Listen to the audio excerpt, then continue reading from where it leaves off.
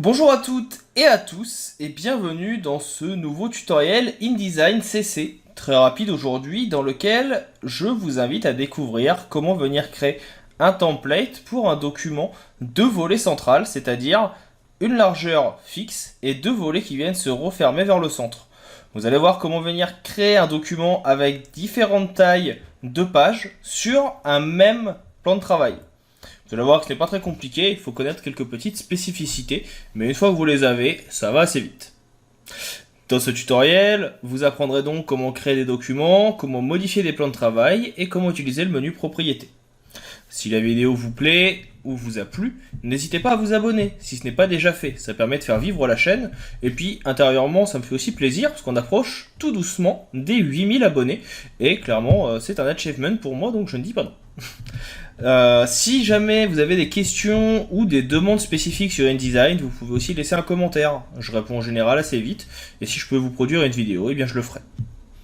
Je vous souhaite un bon visionnage de ce tutoriel, et je vous dis à tout de suite pour le visionner.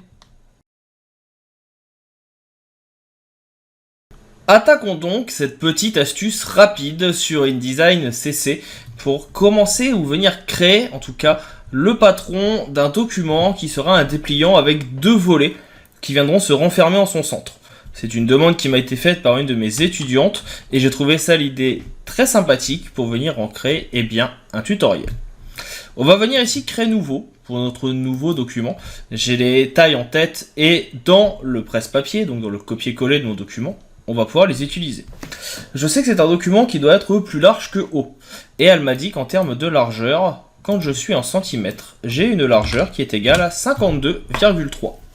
Vous connaissez déjà, je pense, le document ici, en tout cas le menu nouveau document. On va donc avoir une largeur plus large que haute. On va avoir ici des pages en vis-à-vis, on en aura besoin par la suite. Et comme c'est un document qui va être dédié à l'impression, je vais venir ajouter, non pas des marges, mais des fonds perdus. On va mettre 5 mm, donc 0,5 cm. Parfait, je crée mon document. Donc ça, c'est le document central, c'est l'endroit où il va y avoir le corps de mon élément. Et il va me manquer deux volets. Ces volets, vous allez voir qu'ils vont être très simples à créer. Je vais venir dans Page, et je vais créer ici un nouveau document. Je vais venir ici faire un clic droit, autoriser la réorganisation de page et organiser la réorganisation de planches sélectionnées, et je vais supprimer les deux. Jusqu'ici, rien de bien compliqué. Et je vais venir ouvrir le menu propriété, d'ailleurs que je vais mettre de l'autre côté. Vous l'avez ici. Ce menu propriété, je sélectionne ma page. Ici, j'ai modifié la page. Je clique dessus. Et dans modifier la page, vous voyez que vous avez ici maintenant la possibilité de la modifier. Eh bien, je vais juste venir ici faire diviser par 2. Donc, le symbole diviser, tout le monde le connaît. 2 aussi. Et si j'appuie sur Entrée, hop, automatiquement, il va diviser ma page. Tout simplement. Alors il vous dit attention parce que le gabarit A, il fait pas la bonne taille, ça on pourra le changer par la suite s'il faut. Et l'idée c'est que maintenant j'ai cette page, et je vais tout simplement venir la dupliquer, je la sélectionne et je la fais glisser sur un petit plus. J'en ai donc deux. Si je dézoome, j'ai mes deux pages, ici, qui vont être mes deux languettes entre guillemets, et ma page centrale. Et tout à l'heure en venant désélectionner, autoriser la réorganisation des pages et les planches, je peux maintenant venir mettre une languette d'un côté et une languette de l'autre. Et de cette façon, j'ai mon document. Et si je regarde ici, je vais pouvoir prendre par exemple un rectangle. On va venir faire un rectangle de couleur verte. Allez, soyons fous. Je fais un rectangle vert. Voilà. Qui fait mon document. Et si je regarde ici, donc déjà c'est bien le même de l'autre côté, on est d'accord. Si je viens le mettre ici, que je viens le dupliquer en appuyant sur la touche Alt et que je décale, on peut changer la couleur pour que ce soit un peu plus visuel. On va venir le mettre un peu plus clair. Et bien vous voyez bien que j'ai mes rabats. Cela veut tout simplement dire que sur ce document que j'ai ici, qui est maintenant donc un document assez large, qui va faire donc tout simplement que je reprenne mon document, 53 plus, enfin 52,3 plus ici une autre taille de la page 2 qui va être la moitié plus ici l'autre moitié, donc en gros je vais avoir 2 fois 53, enfin 52,3, ce qui va être 104,6, et bien j'ai tous mes documents. Donc là je peux venir supprimer les carrés que j'ai fait, hein, qui ne me servent à rien. Je peux venir sélectionner ces 3 plans de travail en appuyant sur la touche CTRL et je vais tout simplement les dupliquer. Et maintenant, 1, 2, 3, ce sera mon recto, et 4 à 6, ce sera mon verso. Et de cette façon, j'ai mes documents. Vous avez déjà les repères qui sont préenregistrés, et on n'a plus qu'à venir travailler dessus pour le réaliser comme on veut. Alors par contre, je vais pas vous mentir, hein, ce genre de projet, vous ne pourrez pas l'imprimer sur votre imprimante de bureau. Il est quand même important de vous le redire, certaines personnes n'y pensent pas forcément. Il vous faudra un imprimeur pour pouvoir venir faire ce type de projet. Parce que imprimer un document qui fait 104,6 cm de large, c'est pas donné à tout le monde. En tout cas maintenant, vous avez toutes les cartes en main pour venir créer des documents un petit peu plus ouvragés. Vous savez comment venir ajouter des pages, comment modifier celles-ci et leur taille.